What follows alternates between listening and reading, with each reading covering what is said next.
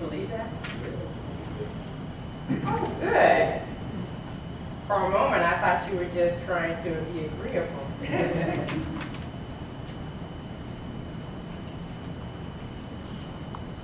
It has to start with us. It has to start with us seeing the presence of God in ourselves. It has to begin right where you are.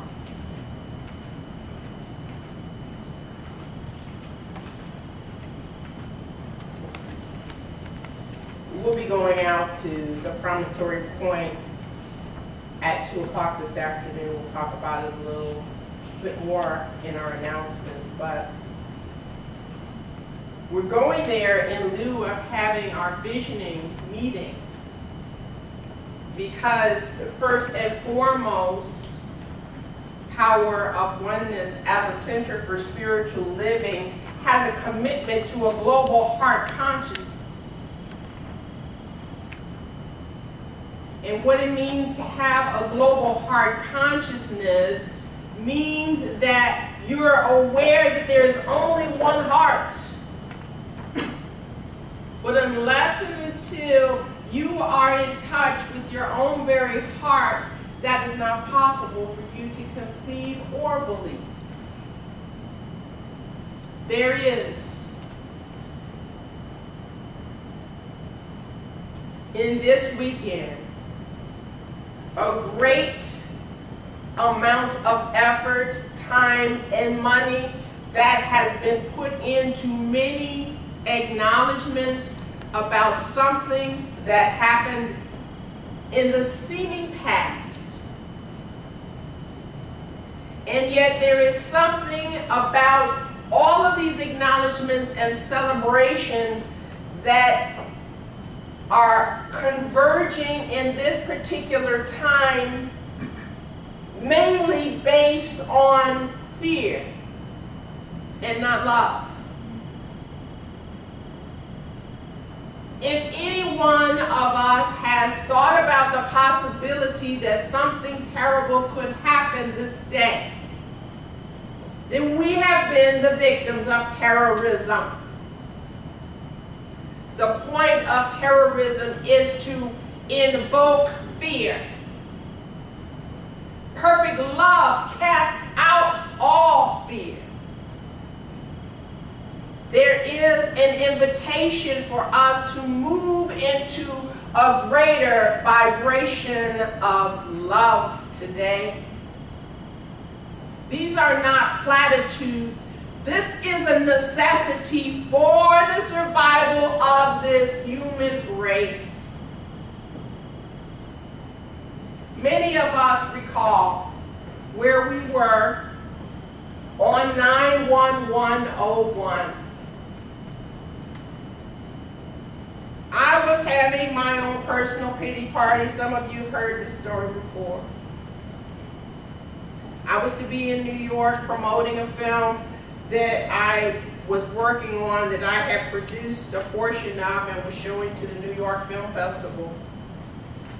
And I was not able to make that trip, which would have actually put me on a return on Flight 93, which is the flight that ended up going down in Pennsylvania. So while I was having my pity party, I had made up my mind that I was not going to really be interested in talking to anyone, because I was not particularly interested in being where I was, and so on and so on, blah, blah, blah.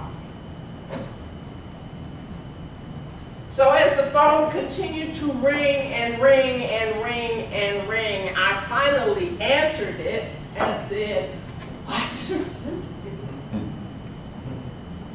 And they proceeded to tell me that these events were occurring in New York City,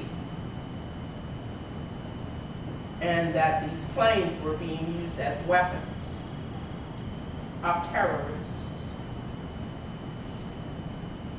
So after I picked up my face off the floor, feeling pretty stupid about being mad that I wasn't in New York,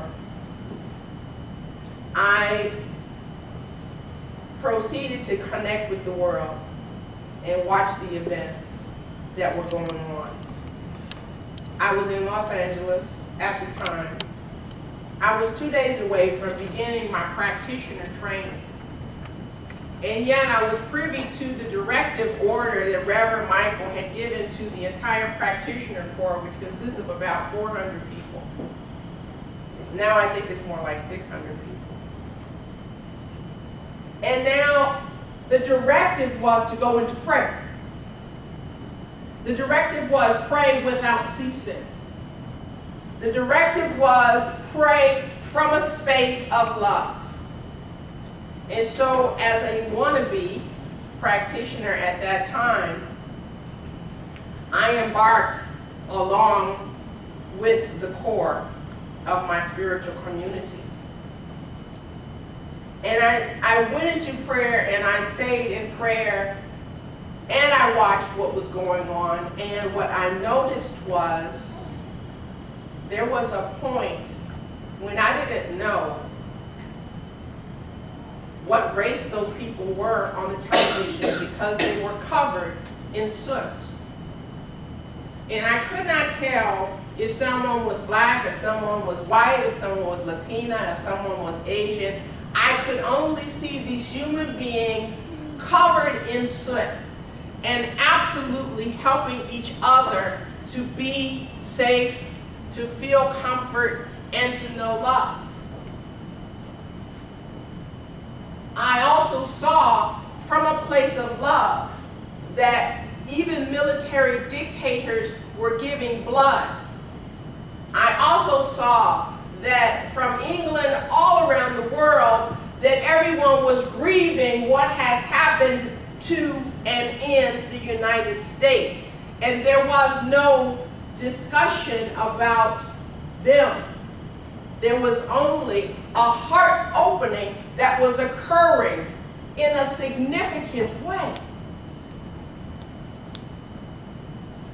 And by the third day,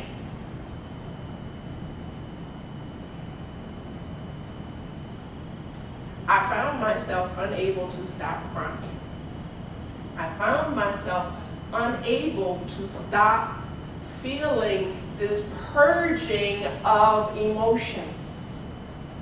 There was so much pain and so much hurt, and there was so much love and so much release that was needed that I could barely get myself together to attend my first practitioner class as a spiritual counselor.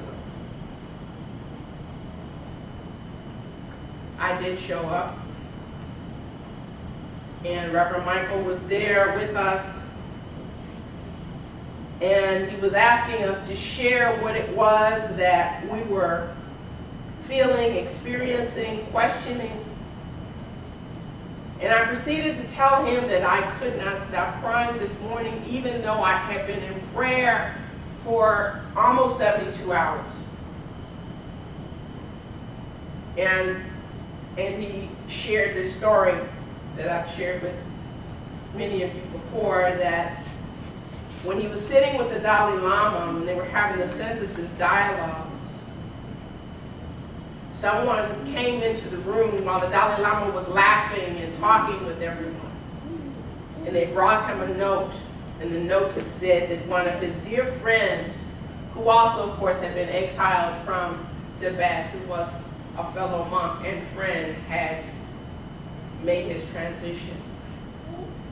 And the Dalai Lama stopped and he cried. And he stopped crying and began to talk and laugh again.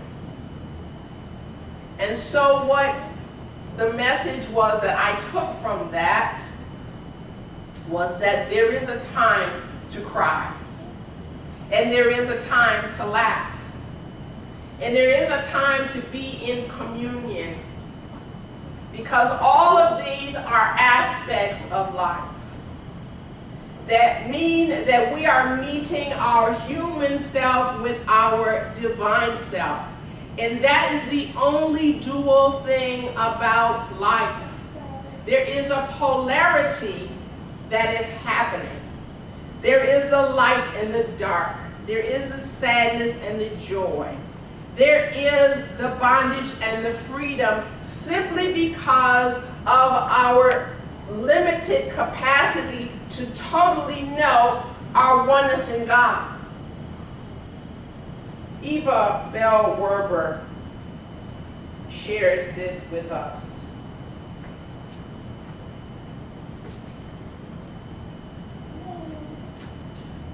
As you go about your daily tasks, you are responsible for seeing my image and likeness in those whom you meet. If you cannot see this image, how can you be conscious that this image lies within you? How can you say, I and my Father are one? You cannot say that you carry within your soul that which enfolds you with love and tenderness if you deny the privilege to another. As there is only one, he must be that same one.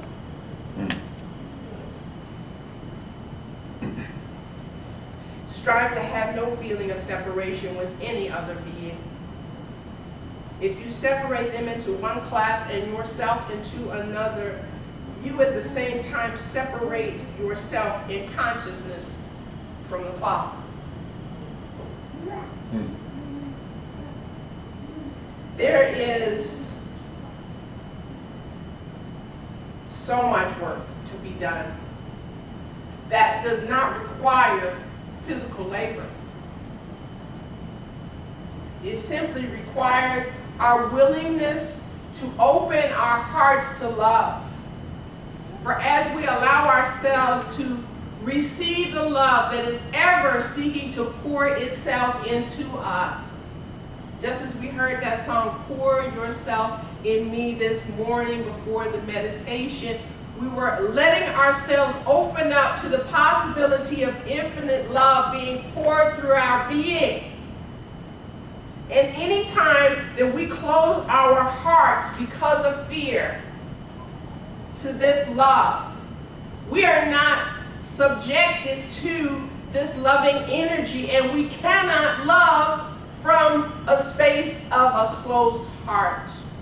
We cannot love when we do not allow love to come into our awareness. We cannot love unless we are welcoming love. So whatever you think you are doing to protect yourself, it is a futile effort. God itself is safety. There is nothing that need be protected. Life is eternal. It cannot be destroyed. We are life energy. We can only be transmuted. You know, in the Bhagavad Gita, there's a section in the Mahabharata that talks about when Krishna is confronted in being on the battlefield, and he is seeing his relatives on the other side of this battle, and he is saying, I cannot kill my brothers, I cannot do this, I don't know what to do, I don't want to be ashamed in front of my family, those who are counting on me to do this, I don't know what to do. And his higher self informed him that you are not destroying anyone, you are simply giving them a change of clothing. So that when people move from one dimension into another, there is no end to life. There is simply a transformation that is happening so that the outer changes, but the inner remains the same. We must understand that for whatever vile and vicious names that we may give to another ethnic group, whatever vile and vicious names we may give to someone of a different sexuality, whatever vile and vicious names that we may give to someone of another faith, does not diminish the beautiful, loving energy that is indwelling them forevermore. So you are simply wasting your time by closing your heart and not allowing the loving energy that is in you to expand. To expand you and to expand all the love that there is on this planet. All it takes is for you to open up your heart. You don't have to be afraid anymore. You don't have to be the victim of terror. You don't have to think that something awful is going to happen to you. You know, I talked to y'all a little bit last week about the synergy, and the guy who developed synergy is a guy who was pronounced dead. And he opened himself up to the possibility of knowing life and knowing love. And he was able to take a body that was twisted and torn in every kind of nerve, so that even breathing was painful in every part of his body, to a complete and total wholeness. I've met him, I've seen him, I've heard him speak. I know the story. We can continue to focus on that which will change us as if it is something dangerous, or we can continue to welcome the transformation that is happening in our lives as something that is beautiful and rich, and that is expanding our capacity to feel and know love. So as I continued on my journey, we followed that weekend with a whole afternoon of healing activities where we were all able to express how we were feeling about this event that had occurred, how it had affected our lives, and how we were feeling. So we created in Agape this huge space of love where there were clusters, what we call pods, which are groups, smaller groups of people who come together in groups of maybe 10 or 12, but I think our groups were even smaller, like 8. And we allowed ourselves to love each other and comfort each other. We allowed ourselves to just simply feel the presence of someone who cared about us in such a way that we were safe enough to express our fears. And yet we were safe enough to receive the loving energy, just as Amali is willing to receive the loving energy now. And so in that experience, there was so much that shifted in so many of us, that we were able to still come from a place of love. And about 27 days later or so, as I had welcomed my mother and my Aunt Ruth to California, as they had somehow managed to get through the minutia of what it took to travel within that 30-day period. So it was only when I could be with my mother and with my spiritual leader could I hear on my birthday that we had then bombed Afghanistan, which was definitely the worst birthday that I've ever had. Because when we have had an opportunity to love each other unconditionally and so freely, just 27 days before that, we are acting out of terror by bombing another country. When all the world had just opened up our hearts, their hearts to us.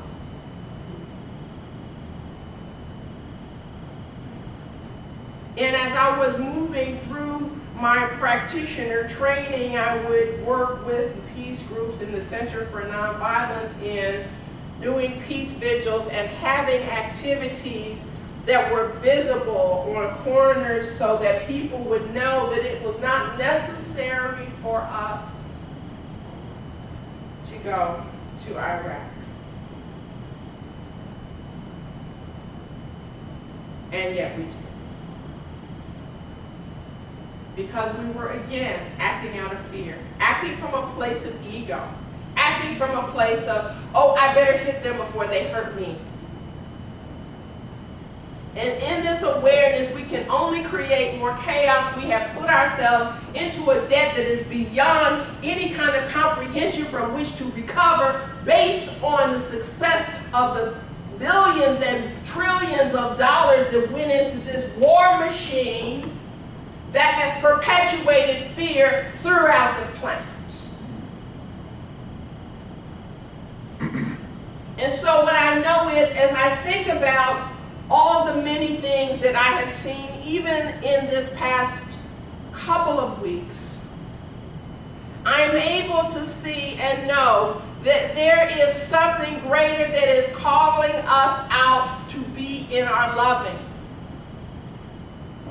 When I saw The Help, I looked at it as an historic document of some powerful women who were willing to stand in their power for love, because they'd seen how fear was diminishing their very spirits, and they were no longer willing to tolerate that kind of living. I saw in the film Apollo 13 how these men had come out to a mission that they thought was in service to their country, and how they were left in space to die or be killed by whatever the creature was on the moon. And nobody ever talked about why we're no longer going to the moon, because they were so busy experimenting, trying to find out why the cosmonaut had been killed, that they sent Americans up there to die without their family even knowing where they were going. And so those who are fearful will continue to do any number of things, spending any amounts of money to perpetuate more fear without regard to your personal well-being. And so because we are all one energy, it is up to us to be the love. It is up to us to be the face of God. It is not simple wording. You don't have to take a break when we visit the vision statement. Unless and until you can see God in yourself and in others, unless and until you can recognize that the essence of who you are is love, we have no capacity to be able to create a world that works for everyone. And there is no point of us coming here every Sunday, because this is our mission, unless we are willing to do so. Teach. I'm so serious about this. I am so clear that we can take a larger view. We can expand that aperture from something smaller into something that is so much broader. One of my colleagues sent us this particular story. It's actually written by Jack Kornfield, who was one of the creators of Chicken Soup for the Soul, and he was talking about how some years ago that some friends arranged for the Kyoto Tantric Choir, the Tibetan monks famous for their deep multivocal chanting. Some of my practical mysticism students will remember this from the film that we showed in the class. But they were invited to come to the San Quentin prison. And so then the San Quentin Gospel Choir was going to sing in response. But as the day approached, it became clearer to the organizers that there would be a cultural gap to overcome. So the members of the San Quentin Gospel Choir were all African Americans, many of them big men who worked out with weights. And in their years of prison, they had been born again, touched by the Spirit of Jesus. And their songs were testimonials to their depths of suffering and to the light of the gospel that had been awakened in them. So there was some fear that the Tibetan monks would appear to be merely foreigners and heathens to those newly awakened Christians. So when the heathen monks arrived, The contrast was even more apparent. Dwarfed by the African Americans was a group of small Asian men wearing maroon skirts. And the question was how to bridge this gap. So a key sponsor of the event found the solution in this inspired introduction. Almost all of these Tibetan men who have joined us today have spent years in harsh prisons.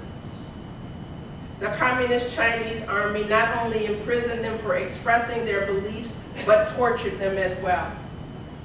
Somehow they were released or able to escape from prison. Then to find freedom, they walked across the Himalayas, the highest mountains on earth. Some tied rags on their feet because they had no good shoes. But even now they are in exile. They are forced to live far from home, apart from their families and community, and they do not know if they will ever be able to return. What has kept them going through all of their struggle have been their songs and prayers. This is what they will sing for you today. And in an instant, the gospel choir and the Tibetan monks looked at one another with eyes that shared the vulnerable depths of sorrow, and they found understanding. Each group sang to each other from their heart. And when their music was finished, they came together to hug and embrace like long lost brothers. This is our work. This is what we are here to do. Whether you come in this door to Power of Oneness one more day or never again, this is still your work to do. And I'm here to remind you of this. So that means that unlike the play that I saw at Steppenwolf yesterday afternoon, where they jumped from the opposite side of the white people that lived in Clybourne Park, who we never saw in Raisin in the Sun except for Mr. Linder, to fast forward 50 years later, where the white people were trying to get back into a then black neighborhood. And all of those controversial crises they were having and how they were being so, it goes beyond politically correct. So insensitive, so uncaring, and so ignorant. And the ignorance was very clear. And it's a Pulitzer Prize winning play, so it was well crafted. And I stopped writing those kinds of scripts. I used to write all kinds of scripts about racism and homophobia and all kinds of isms. And I've done workshops on all kinds of isms.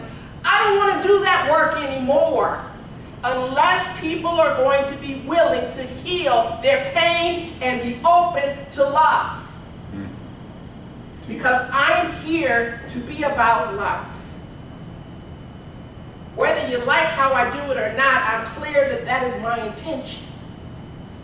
I invite you to love yourself. I invite you to open your heart. I invite you to open your mind. And I invite you to know that love lives here. And that because of you, love can live everywhere. Namaste. Namaste.